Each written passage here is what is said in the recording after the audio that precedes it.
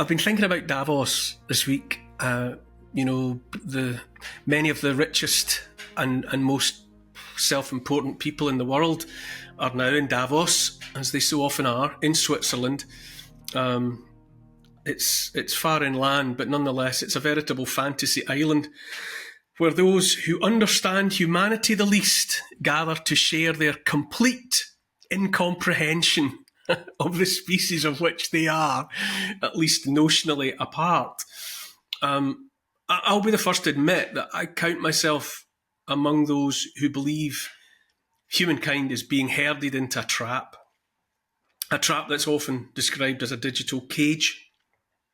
I'm also among those profoundly alarmed by the increasingly blatant way in which those same delusional kakistocracy being an early 19th century word for government by the worst elements in society, those kakistocrats have manoeuvred to seize control of the very stuff of life, the trinity, being money, energy, and most importantly of all, food.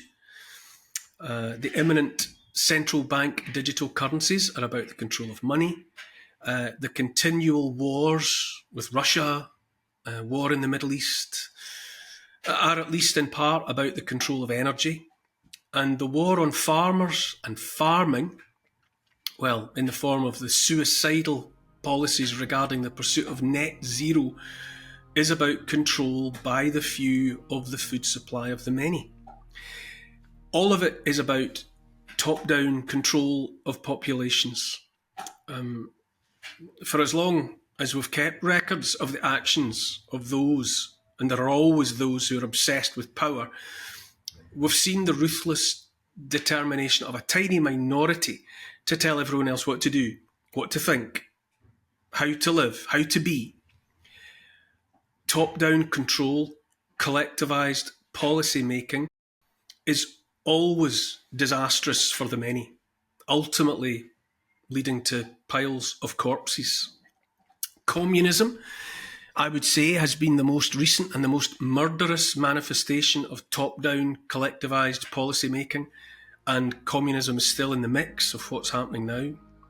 Communism dresses itself in overalls and pretends to be by the people and for the people. But in reality, communism is just another verse of a very old song. I say the few, some of them gathered in Davos, are in pursuit of the way things were for most people for most of history. The three-pronged attack on freedom, the bid to control money, energy and food, is about re-establishing feudalism. Feudalism. That's the ism to which attention ought to be paid.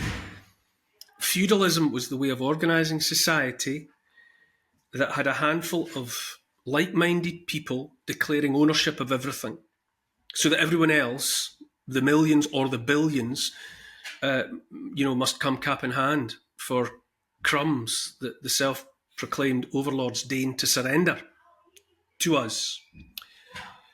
Feudalism, in one form or another, has been the way of things in the world for most of the time.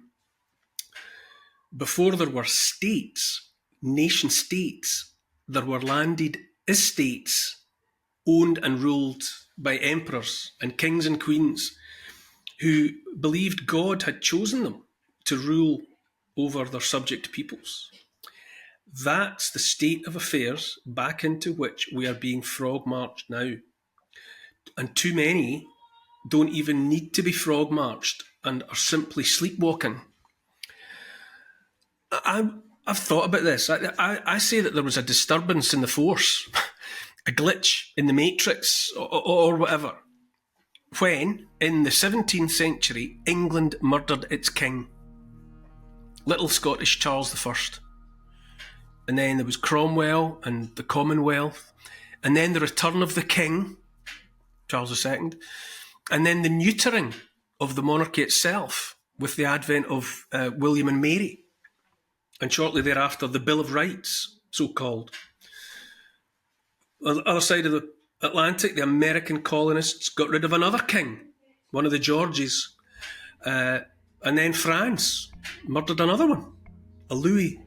And during the 19th century, there were more disturbances in the force, more glitches in the matrix, because somehow or other, for whatever reason, it was deemed appropriate to have votes for the proles and notions of equality and fair treatment by the law of the land, even welfare, the welfare state and the like. And that was just in the West, and it has only lasted for what, when you think about it, it was a very short span of time in the scheme of things. Human history is millions of years old. The history of civilization is, well, in excess of 5,000 years old or longer. And so what happened in the West for a couple of hundred years or so, it's a blink in the story of the world. And as well as kings, it's worth remembering that, according to Nietzsche at least, we had killed God as well somewhere along the way. Charles Darwin, made plain that humans were nothing special, just products of mindless evolution, and therefore no more special or precious than anything else that swims or flies or crawls over the face of the earth. And if it was okay to put mice and rats and dogs and apes in cages and do what you want, experiment on them, well, why not humans? Because it was just animals, according to Darwin. And now, here we are with the Davos crowd, steadily working to re-establish feudalism that's been absent. It was absent for a while here in the West. And they're intent on taking everyone back to what their sort regard as the good old days. But, and it's a big but, a huge but, the kakistocrats of Davos are in fact the ones in the cage. Hear me now.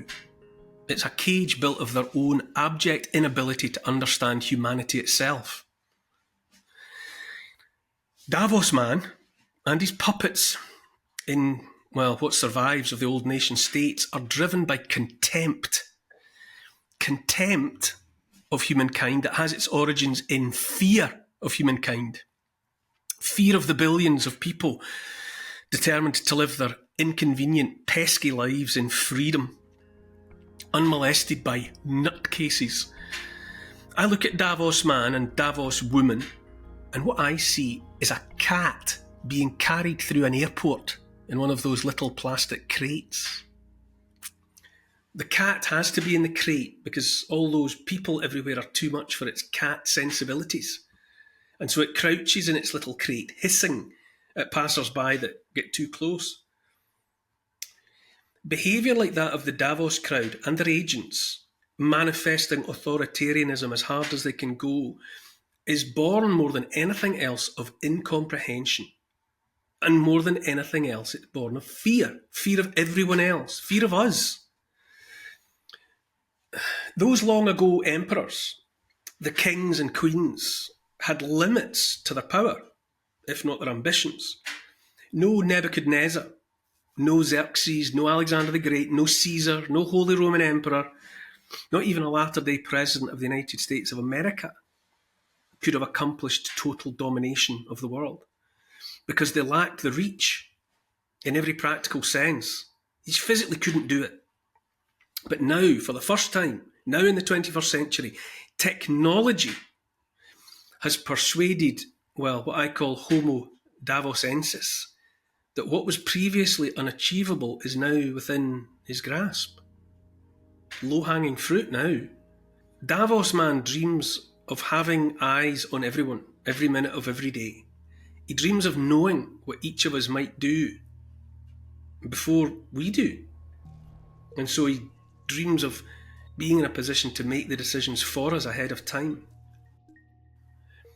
And since the fear comes first and foremost from our numbers, 8 billion or so alive at the same time, he dreams of having control over that too. The fewer, the merrier, Davos man would say. So artificial intelligence, transhumanism, In all its forms, it's about persuading people that after billions of years of evolution, we're not good enough anymore, if we ever were. Homo sapiens is suboptimal, apparently, and must be upgraded, altered, augmented, or dispensed with altogether. It starts with chips under the skin, and it ends with hybrids. And the acceptance of being a bit human and a bit machine, but neither fully one thing nor the other, starts with persuading children they're neither male nor female, but some sort of undefined, uncertain blur. But, and it's another huge but, just because total control is the fantasy of the few doesn't make it so. By a process, subject, you might say, to something like Darwinian-style selection, the present-day few have revealed themselves for what they are, and they've gathered together for protection. And they're hardly the fittest, survival of the fittest and all that. They are, as I implied near the top of this, a motley crew of sociopaths, psychopaths, misanthropes, spectrum-dwelling nerds, and general ne'er-do-wells committed only to their own advantage. As well as lunatics taking over the asylum, we have the geekerati, frankly the very last people any of us would ever willingly choose, far less vote for in any capacity, which is why they sidestep any sort of accountability, any election by the people. That's why they rig the game, change the rules of the game to their own advantage, and thereby elevate each other with the brass nakedness of con artists. But, and it's another huge but, we do see them. More and more of us every day see the little wizards behind the curtain, the globalist philanthropaths. More and more of us have understood that those globalists don't like us, and certainly don't care about us, not even if we live or die. We see it in the way countries, which is to say places with identities, traditions, architectures, heritages, cultures, languages and religions that we and our predecessors, our ancestors grew up knowing and understanding are being made to shimmer and disappear before our very eyes. Britain is not the Britain I grew up in. Ireland is not Ireland. Sweden's not Sweden. France is not France. Even the United States of America is disintegrating. More and more of the indigenous populations see it now. And it's not just about uncontrolled immigration. Rather, it's about the deliberate and forensic dismantling of identities, national identities, cultural identities, religious identities, even biological sexuality is targeted as an affront to the worldview of the globalists, who have, therefore, in turn targeted families and children with a view to undermining the most fundamental foundations. In a development that's so fitting as to be the stuff of parables, just as the psychos sought outright control of the food supply, final piece in the puzzle, those who actually feed us, those also descended from the millennia-long lineage of those who have always fed us, the farmers, have said enough is enough. And when the farmers, that most conservative of populations, when the farmers say enough is enough, everybody listens. And it happened first in the Netherlands. More recently, it's happening in Germany, in Poland, in Romania, and in the form of sparks kindling all over the world. There'll be an uprising here in Britain soon enough, I'm sure. And even, you're not seeing it covered properly or appropriately in the mainstream. Where it is covered, the farmers are dismissed as yet more far-right extremist domestic terrorists, which is utterly, unforgivably ludicrous. And the uprising by the farmers is supported by more and more of the rest of the populations. The people are rising everywhere. It may seem like a small thing in context, but in London, capital of the United Kingdom of Great Britain, the self-styled Blade Runners are winning their war against Mayor Sadiq Khan's hated ULEZ scheme, the ultra-low emissions zone scheme. More and more people see that the climate alarmism is the blunt edge of the biggest hoax ever pulled on the peoples of the world. The Blade Runner popular revolution is part and only a part of that growing realisation that we've been had. So, up in Davos, where they have their heads in the clouds, the globalists know it. Smell that? Do you smell that? That's fear. That's their fear. I love the smell of Davos man's fear in the morning.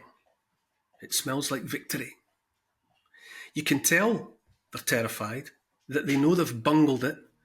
You've bungled it so badly and so completely that it will be their complete undoing, and right soon. And you can tell it because now, after the Great Reset and Build Back Better, this time their agenda is headed Rebuilding Trust. As if. That ship has sailed, Davos dunces. Any trust there ever was is gone for good. And I'll tell you what's coming. I'll tell you what's coming back. We, the people, we are coming back.